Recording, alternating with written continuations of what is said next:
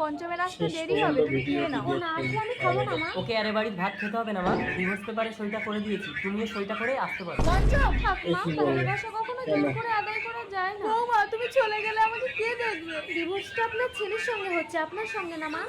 বলছি এটা কি বললো? এ কি মহিলাটা তো অসুস্থ হয়ে পড়েছে, চিকিৎসা করাতে হবে। মিস্টার বরণ, আপনি বাবা হতে চলেছেন। কিছু মনে করবেন না, আসলে ডাক্তারবাবু আমাদের এলাকায় নতুন। বাই দ্য বাই, আপনাদের বাড়িটা কোথায়? বর্তমানে আমার কোনো বাড়ি নেই। সে কি? আমাকে একটা কাজ খুঁজে দেবেন? না না, এই অবস্থায় আপনাকে কাজ করতে হবে না, এই বাড়িতে আমি একা থাকি, আপনি এখানে থাকুন, আমি আপনাকে খেতে খাওয়াবো। আপনি একা থাকেন, লোকে তো আমাকে বদনাম দেবে। এসো আমরা নতুন সম্পর্ক গড়ি 10 বছর পর। মা আমি খেলতে যাচ্ছি। না একদম যাবি না, আমি কাজে যাচ্ছি। মানুষটা বাড়িতে একা আছে সোনাই। সেদিন গাড়ির চাকাটা আমার পায়ের উপর থেকে না গিয়ে আমাকে পিছিয়ে দিলে ভালো হতো।